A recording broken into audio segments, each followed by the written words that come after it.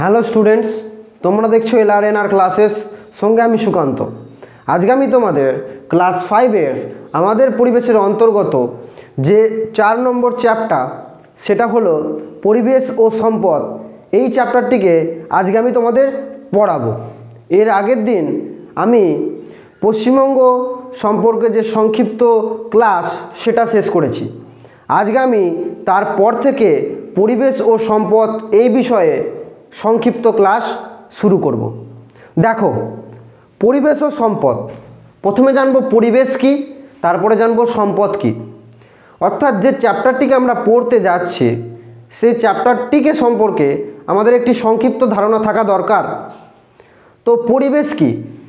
পরিবেশ অর্থাৎ আমাদের চারপাশে যে সমস্ত জিনিস নিয়ে আমরা এই গোটা যে সমাজ এইটা তৈরি করেছি সেটাই হলো পরিবেশ। অর্থাৎ আমাদের চারপাশে যা কিছু আমরা লক্ষ্য করি সেইগুলোই পরিবেশ। পরিবেশ দু প্রকার, একটা জড় পরিবেশ আর একটা সজীব পরিবেশ। অর্থাৎ যে সমস্ত জড় উপাদান কি করে না পরিবেশের যে কোনো ক্রিয়াকলাপে কোনো রূপ কি করে না, প্রতিক্রিয়া দেয় না, সেইগুলোকে বলবো জড় উপাদান এবং জড় পরিবেশ। আর সজীব পরিবেশ যেইগুলো আমাদের এই পরিবেশের বিভিন্ন ক্রিয়াকলাপে কি করে, সাড়া দেয় বা প্রতিক্রিয়া প্রদান করে, সেইগুলোকে আমরা বলবো সজীব পরিবেশ।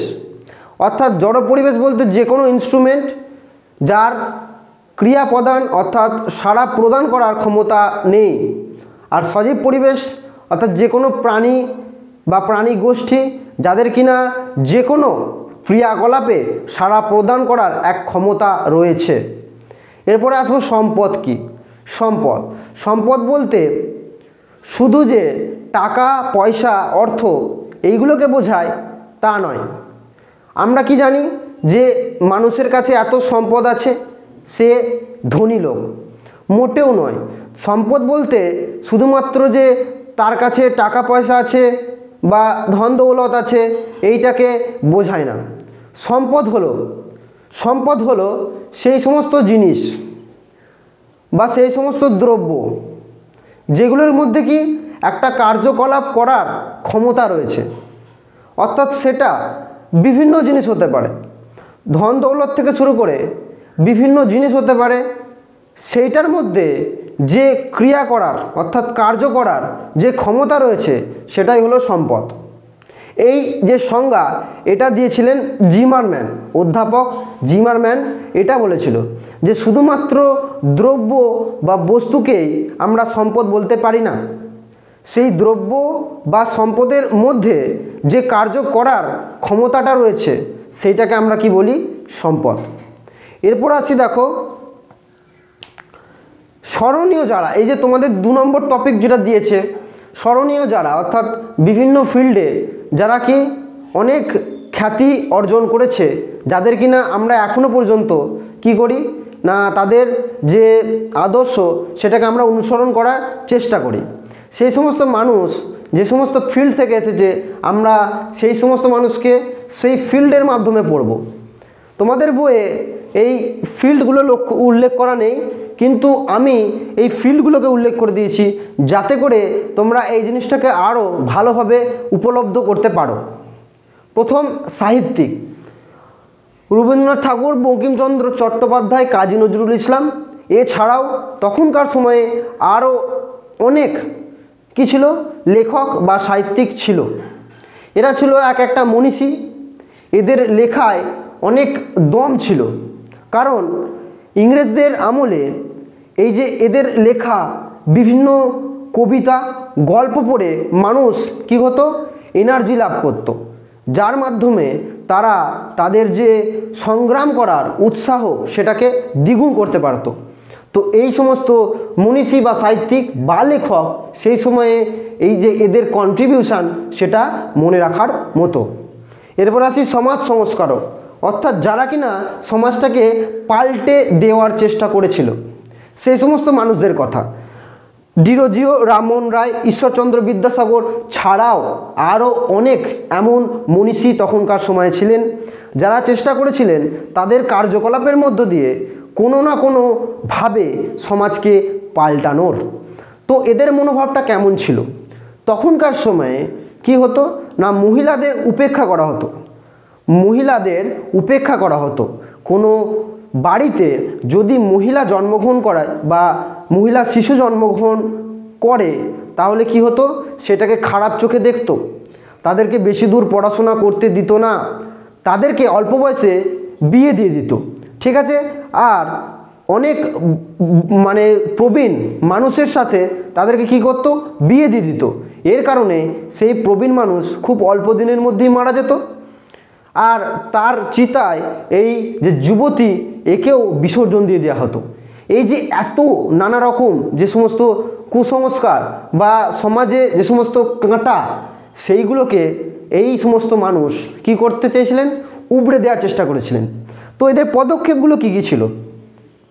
এরা কি করেছিল, এরা রাজা রামমোহন রায় কি করেছিল, রাজা রামমোহন রায় এই যে সতীদাহ প্রথা, যেটা আমি তোমাদের সামনে এক্ষুনি বললাম যে এক প্রবীণ মানুষের সাথে এক যুবতী কন্যার বিবাহ দিয়ে দেওয়া, এই কারণে প্রবীণ মানুষ 2-3-4 বছরের মধ্যে মারা যেত, আর তার চিতাতেই ওই যুবতী কন্যাকে বিসর্জন দিয়ে দেওয়া হতো। এইটা কি কোনোরূপ সমাজের ভালো দিককে উল্লেখ করে? একদমই না। তাই সেই সময়ে রাজা রামমোহন রায় এই যে গুরুত্বপূর্ণ এক প্রথা, সেই প্রথাকে কি করেছিল, উবড়ে ফেলার চেষ্টা করেছিল এবং সে সেটাতে সাফল্য লাভ করেছিল। এছাড়াও ডিরোজিও নব্যবঙ্গ আন্দোলন, বিভিন্ন যুবক যুবতীদের নিয়ে একটা আন্দোলন করার চেষ্টা করেছিল, সমাজকে পাল্টানোর চেষ্টা করেছিল। ঈশ্বরচন্দ্র বিদ্যাসাগরের নাম তো তোমাদের মনে রাখার মতনই। বিজ্ঞানী প্রফুল্লচন্দ্র রায়, জগদীশ চন্দ্র বসু, এছাড়াও অনেকে আছে যেমন প্রশান্তচন্দ্র মহলনবিশ, এছাড়াও অনেকে আছে, মেঘনাথ সাহা। তো এরা কি করেছিল, সেই সময়ে এই যে কুসংস্কার সমাজটাকে আচ্ছন্ন করে ফেলেছিল, অর্থাৎ কুসংস্কারের মাধ্যমে মানুষের মধ্যে একটা ছায়া বা অন্ধকার কি হয়েছিল, পড়ে গেছিল। তো সেটাকে তো কোনো না কোনো মানুষকে উবড়ে ফেলা বা সরিয়ে ফেলার চেষ্টা করতেই হবে। সেই সময়ে এই সমস্ত মানুষেরা কি করেছিল, তাদের যে বিজ্ঞান ধ্যান ধারণা এর মাধ্যমে কি করেছিল না, এই যে কুসংস্কার, এই যে বিজ্ঞানের প্রতি উদাসীন মনোভাব, সেইগুলোকে কি করেছিল, উবড়ে ফেলেছিল। তাই এই সমস্ত বিজ্ঞানীদের সেই সময়ে এক গুরুত্বপূর্ণ অবস্থান লক্ষ্য করা যায়। এরপরে আমরা দেখব এর পরের ফিল্ডে কারা কারা আছে এবং তাদের যে গুরুত্বপূর্ণ কার্যকলাপ সেইগুলো। স্বাধীনতা সংগ্রামী, আমরা এই দুজনকার নাম নিশ্চয়ই জানি, একজন গান্ধীজি আর একজন নেতাজি। অল্প বয়সী সংগ্রামী, অর্থাৎ এরা অল্প বয়সে ইংরেজদের বিরুদ্ধে সংগ্রাম করে প্রাণ হারিয়ে ফেলেছেন। মহিলা সংগ্রামী, অর্থাৎ এই সময়ে কিছু মহিলা সংগ্রামীও ছিল যাদের কার্যকলাপ এই সময়ে এক গুরুত্বপূর্ণ নজির রাখে। প্রথমে দেখব স্বাধীনতা সংগ্রামী পুরো ও নেতাজি। গান্ধীজি, যার পুরো যে নাম সেটা হলো মোহনদাস করমচাঁদ গান্ধী, আর নেতাজি, সেই নেতাজির পুরো নাম হলো সুভাষচন্দ্র বসু। তো এই সময়ে এই দুটো আলাদা মনোভাবের মানুষ ছিল। ঠিক আছে, একজন অহিংস, অর্থাৎ কি না, হিংসা না করে ইংরেজদের হাত থেকে কি করা না, নিজের দেশকে ছাড়ানো। আর একজন সহিংস, অর্থাৎ কেউ যদি একটা গালে তোমায় চড় মারে, তুমি ঘুরিয়ে তাকে 2টো চড় মারবে। এই যে সহিংস, অর্থাৎ হিংসার বদলে হিংসা, এই যে মনোভাব, এই মনোভাবে ছিল সুভাষচন্দ্র বসু। এরা দুদিক দিয়ে চেষ্টা করেছিল কি করা না, ইংরেজদের বিরুদ্ধে কি না, যুদ্ধ বা সংগ্রাম করে ভারতকে কি করা না, স্বাধীন করা। তো এই যে গান্ধীজি আর নেতাজি, গান্ধীজি অহিংস অসহযোগ আন্দোলনের মাধ্যমে বারবার ইংরেজদেরকে বোঝানোর চেষ্টা করেছিল যে এই ভারতকে আপনাদের ছেড়ে চলে যাওয়া দরকার। ঠিক অন্য দিক দিয়ে নেতাজি অর্থাৎ সুভাষচন্দ্র বসু আজাদ হিন্দ ফৌজ বলে একটা দল গঠন করেছিল, যে দলের মাধ্যমে সে বারবার বোঝানোর চেষ্টা করেছিল যে আপনি কোনোভাবে এই ভারতে টিকতে পারবেন না। তো এই দুই আলাদা মনোভাবের যে মানুষ, সেই দুই আলাদা মনোভাবের মানুষ হওয়া সত্ত্বেও তারা তাদের যে একটাই উদ্দেশ্য বা লক্ষ্য ছিল সেইটা বোঝানোর কোনো যে চেষ্টা, তারা সেটাকে কি করেননি, ফাঁকি দেননি। পরে আসি অল্প বয়সী সংগ্রামী। তো এই যে দুটো নাম আমি রেখেছি, এছাড়াও অজস্র নাম রয়েছে, প্রফুল্ল চাকি, ক্ষুদিরাম বসু। অর্থাৎ এই যে অল্প বয়সী যে উত্তেজনা, সেইটাকে তারা ধরে রাখতে পারেনি। সেই সময়ে তারা ইংরেজদের বিরুদ্ধে অনেক কার্যকলাপ করে থেকেছে। অর্থাৎ যে গুপ্ত যে সমস্ত অস্ত্র রাখা থেকে শুরু করে যে কোনো মানুষকে রাস্তায় কি করা না মারার এক চেষ্টা, এরা এটা করে রেখেছিল। ওপর থেকে যেমন যে তাদের গুরু বা তাদের আদর্শ মাস্টারদা সূর্য সেন তাদেরকে যে আদেশ দিচ্ছিল, তারা সেটা করার 100% চেষ্টা করছিল। সেটা এই দুই মানুষকে দেখলেই বোঝা যায়, এক প্রফুল্ল চাকি আর এক ক্ষুদিরাম বসু। তারা অনেক অল্প বয়সে এই ইংরেজদের বিরুদ্ধে সংগ্রাম করতে গিয়ে প্রাণ হারায়। তো এই যে দুই মানুষ, এই দুই মানুষের অবদান অনস্বীকার্য। কিংসফোর্ড বলে তখনকার দিনের একজন মানুষ ছিল, তাকে মারার চেষ্টা করতে গিয়েই ক্ষুদিরাম বসু কি হয়, যে তার যে প্রাণ সেটা অকালে দেন, অর্থাৎ তার ফাঁসি হয়। মহিলা সংগ্রামী মাতঙ্গিনী হাজরা, কল্পনা দত্ত, আরও আছে প্রীতিলতা ওয়াদ্দেদার। এরা কি করেছিল, সেই সময়ে বোঝানোর চেষ্টা করেছিল যে স্বাধীনতা সংগ্রামে শুধুমাত্র যে পুরুষরাই টিকে থাকতে পারবে এটা নয়, এটা সম্পূর্ণ ভুল। মহিলারাও পারে তাদের ভারতকে কি করা না, যে ওই দুষ্টু লোকের হাত থেকে রক্ষা করা। তো সেই সময়ে মাতঙ্গিনী হাজরা, কল্পনা দত্ত সহ অনেক মহিলা চেষ্টা করেছিল পুরুষদের সাথে হাতে হাত রেখে লড়াই করা। শেষ পর্যন্ত মরে যাওয়ার সময়ও হাতে পতাকাটা ছাড়তে ভোলেননি এই মাতঙ্গিনী হাজরা, যাকে কি বলা হয় গান্ধী বুড়ি। এবার আমরা দেখব যে গুরুত্বপূর্ণ দিবস। প্রথমে দেখব শিশু দিবস, শিক্ষক দিবস, সাধারণতন্ত্র দিবস, স্বাধীনতা দিবস। অর্থাৎ যে সমস্ত দিনগুলোকে আমরা বছরের কোনো না কোনো সময় উদযাপন করি, যার যথার্থ কারণও রয়েছে। শিশু দিবস, তো শিশু দিবস কার জন্য হয় বা কার জন্মদিনে হয় সেটা জানতে হবে। যে জওহরলাল নেহরু যিনি ছিলেন, সেই দিন তার জন্মদিনে এই শিশু দিবস কি করা হয়, পালন করা হয়। কারণ জওহরলাল নেহরু কি না ছোট ছেলেদের অর্থাৎ বাচ্চাদের খুব ভালোবাসতো, তাই সেই দিনটাকে শিশু দিবস হিসাবে গণ্য করা হয়। শিক্ষক দিবস, ডক্টর সর্বপল্লী রাধাকৃষ্ণন নামে যে ব্যক্তিত্ব, তিনি একজন ছিলেন খুব আদর্শবান শিক্ষক। সেই আদর্শবান শিক্ষককে কি করার জন্য, রিপ্রেজেন্ট করার জন্য এই শিক্ষক দিবস কি করা হয়, উদযাপন করা হয়। সাধারণতন্ত্র দিবস আর প্রজাতন্ত্র দিবস 26শে জানুয়ারি কেন করা হয় না, যখন এই ইংরেজদের বিরুদ্ধে স্বাধীনতা সংগ্রাম চলছে, সেই সময় যে একটা আমাদের যে আলাদা মনোভাব, অর্থাৎ এবার আমাদেরকে এমন একটা দিন ঘোষণা করতে হবে যেটা এই আমাদের কি না স্বরাজ মানে যেটা হচ্ছে আমাদের জন্মগত অধিকার বা পূর্ণ অধিকার, সেইটার জন্য এই স্বরাজ বা পূর্ণ অধিকারের জন্য সেই সময়ে যে সমস্ত ব্যক্তিত্ব রয়েছে তাদের দ্বারা একটা দিন ঘোষণা করা হলো, যেই দিনটাকে তারা কি করলো, পূর্ণ অধিকার, অর্থাৎ এই দিনটাতে আমরা কি আমাদের নিজস্ব মতো আমরা এই দিনটাকে উদযাপন করব। অর্থাৎ এই দিনটাকে উদযাপন করার মাধ্যমে আমরা ইংরেজদেরকে বুঝিয়ে দেব যে না, আমাদের যে স্বাধীনতা সেটা খুব তাড়াতাড়ি আসতে চলেছে। তাই সেই সময়ে এই 26শে জানুয়ারি এই দিনটাকে বেছে নেওয়া হয়।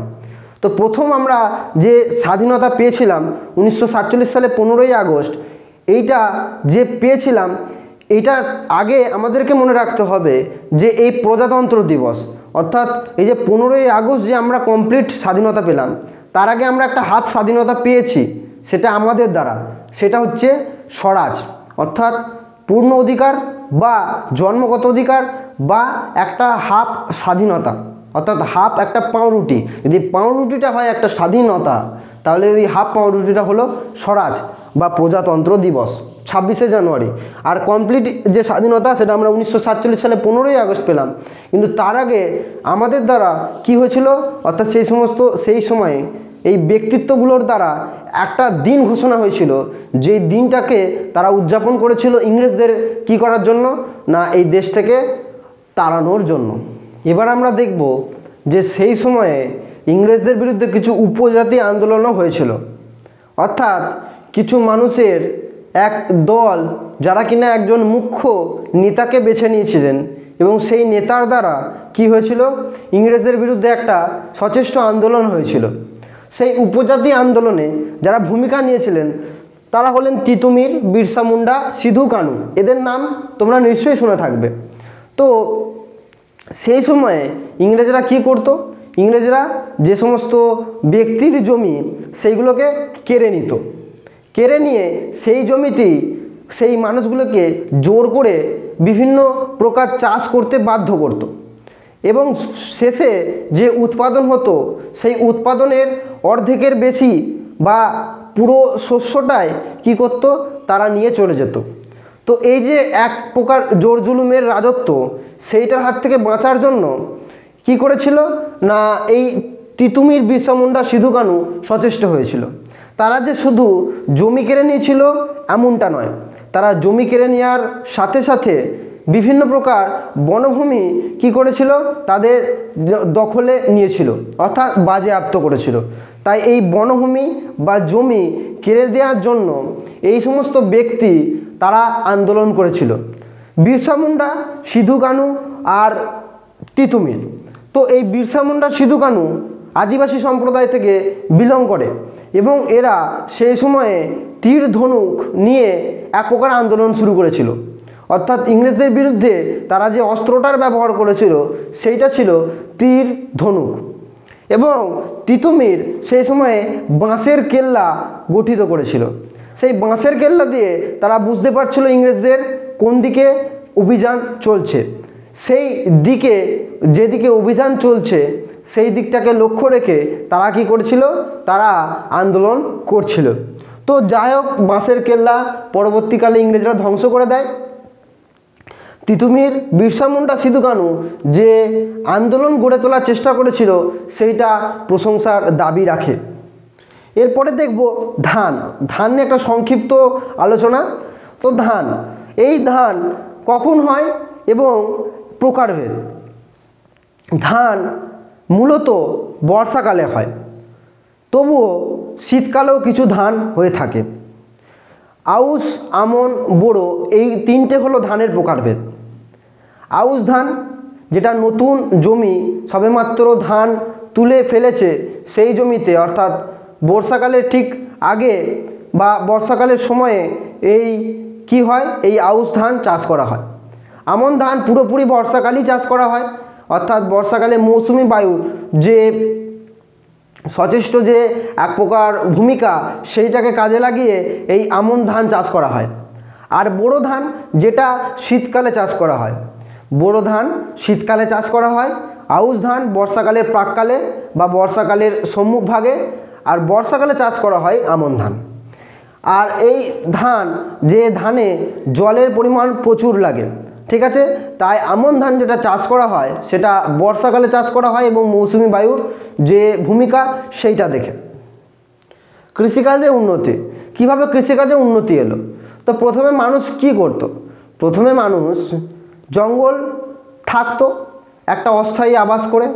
এই অস্থায়ী আবাস করে তারা এক প্রকার দল বা গোষ্ঠীবদ্ধভাবে বসবাস করত। পুরুষ মানুষরা কি করত, বনের প্রাণীদের শিকার করত আর ফলমূল কি করত, সংগ্রহ করত। এইভাবে তাদের জীবন কাটতে থাকে। কিন্তু পরবর্তীকালে তাদের জীবনে কিছুটা মোড় আসে। তারা কি করে, যে প্রাণীকে তারা শিকার করে সেই প্রাণীকে পুড়িয়ে খাওয়ার এক প্রকার চেষ্টা করতে থাকে, অর্থাৎ আগুনের ব্যবহারটা আসে। সেই আগুনের ব্যবহার থেকে এরপরে আরও মানুষ উন্নতি লাভ করে। কি হয় না, তখনকার যে নারীরা রয়েছে সেই নারীরা যখন একটা বীজকে কি করে না বপন করে এবং বীজ থেকে কি হয় না একটা গাছ উৎপন্ন হয় বা তৈরি হয়, সেইটা তারা লক্ষ্য করে, সেইটা দেখে তারা ওই পুরুষ মানুষদেরকে বলে যে এইটাও একটা সম্ভব, অর্থাৎ আমরা বীজ বপন করব। বীজ বপন করে যে শস্যটা বা যে গাছটা হবে, সেই গাছের যে গাছ থেকে যে আমরা উৎপাদনটা পাবো, প্রোডাকশানটা পাবো, সেইটাকে কাজে লাগাতে পারবো। তো এইভাবে আরও একটা মোড় আসে কৃষিকাজে। তো কৃষিকাজে যখন এই যে তথ্যটা এই নারীরা পুরুষদেরকে দিল, তারপর তারা কি করলো, তারা শুধু ওই জঙ্গলে কিছু পরিমাণ জায়গায় বনে আগুন লাগিয়ে অস্থায়ীভাবে কৃষিকাজ করতে লাগলো। কিন্তু তারা দেখলো যে প্রোডাকশন একদমই ভালো হচ্ছে না। কারণটা কি? কারণ যে মাটিতে করা হচ্ছে সেই মাটিটা উপযোগী নয় এবং মাটিটাকে ঠিকমতো কর্ষিত করা হয়নি, অর্থাৎ মাটিটাকে চষা হয়নি, মাটিটাকে ঠিকমতো চষা হয়নি এবং মাটিটার যে গুণমান সেটাও অনেকটা কি না খারাপ। তাই সেই জায়গাতে প্রোডাকশান হচ্ছে না। এরপর আরও কিছুটা মোড় আসে কৃষিকাজে। কি করা হয় না, তারা তাদের বুদ্ধিকে কাজে লাগিয়ে আরও যে গুরুত্বপূর্ণ জায়গা তাদের জঙ্গলের বাইরে রয়েছে, সেই সমস্ত জায়গাগুলোতে তারা কি করলো, লাঙলের দ্বারা এবং গরু মোষ এদের দ্বারা চাষ করতে লাগলো। অর্থাৎ সেই সময়ে লাঙলের ব্যবহার আসে এবং এই লাঙলের ব্যবহারে সাহায্য করে গরু এবং মহিষ। এই গরু মহিষ কী করে, ওই লাঙলটাকে টানতে থাকে এবং ওই টানার ফলে একটা কি হয় না, যে মাটি রয়েছে সেই মাটিটা ভেঙে যায়, মাটিটা ভেঙে গিয়ে তার যে গুণমান সেটা এবার তারা বাড়তে থাকে। তো এইভাবে আরও কিছুটা মোড় আসে। মোড় এসে কি হয়, যে জমিটা চাষ করা হলো বা কর্ষিত করা হলো, সেই কর্ষিত করা জমিতে বীজ বপন করা হয়। ঠিক আছে, বীজ বপন করার পর তারা বুঝতে পারলো যে সেইখানকার থেকে এখানে যে বীজের বা উদ্ভিদের যে একটা এনার্জি, সেটা লক্ষ্য করার মতো। এর পরবর্তীকালে এই সার ও কীটনাশকের ব্যবহার তারা করতে থাকলো। তো ওই সেই অংশ যেখান দিয়ে মানুষ শিকার, পশুপালন, ফলমূল সংগ্রহ এইটুকুতেই থেমে থাকতো, তারপর আগুনের ব্যবহারে সেই শিকারী বন্য প্রাণীটাকে পুড়িয়ে খাওয়া থেকে শুরু করে কৃষিকাজে নারীদের দ্বারা যে তথ্য সেইটাকে কাজে লাগিয়ে কি করে লাঙলের ব্যবহার, পরবর্তীকালে কি ট্র্যাক্টর, যেটা এখন আধুনিককালে ট্র্যাক্টরের ব্যবহার করছে মানুষ, এইটা চলে আসে। কিন্তু এই যে সার আর কীটনাশকের যখন তারা ব্যবহার করতে থাকলো, তখন বুঝতে পারলো যে সেই জমিটাতে যে শস্য বা ফসলটা উৎপন্ন হচ্ছে সেইটা দ্বিগুণ পরিমাণ উৎপন্ন হচ্ছে। তো যেটা আগে এত কম পরিমাণে উৎপন্ন হতো সেইটা এখন দ্বিগুণ পরিমাণে উৎপন্ন হচ্ছে এবং তার পরবর্তীকালে সার আর কীটনাশকের ব্যবহারও কি আসে, ক্রমাগত বাড়তে থাকে। এই যে ধান, এই ধানে যে কাটার যে যন্ত্রপাতি ব্যবহার করা হয় সেটাকে ইংরেজিতে বলা হয় হারভেস্টার। অর্থাৎ এই হারভেস্টারের দ্বারা খুব অল্প সময়ে কি হয় না, বিঘার পর বিঘা জমি কি হয় না ধান কাটা সক্ষম হয়। এই যে আধুনিক যন্ত্রপাতি সেই সময়ে লাঙল থেকে এই যে পিরিয়ড, টাইম পিরিয়ড, এইটাকে যে মনে রাখার মতো অংশ হিসাবে মনে রাখা দরকার। আজকের ক্লাস এই পর্যন্তই। আশা করি তোমরা বুঝতে পেরেছো। এই ক্লাস থেকে যদি তোমাদের কোনো অংশে প্রবলেম হয়ে থাকে তাহলে তোমরা অবশ্যই আমাকে জানাবে, আমি তোমাদেরকে রিপ্লাই দেওয়ার চেষ্টা করব। আর এই ক্লাস থেকে যদি তোমাদের নোটস, পিডিএফ, এমসিকিউ এগুলোর দরকার থাকে তাহলে তোমরা অবশ্যই গুগল প্লে স্টোর থেকে LRNR অ্যাপটিকে ডাউনলোড করে নেবে এবং সেটাকে ব্যবহার করতে থাকবে। ধন্যবাদ।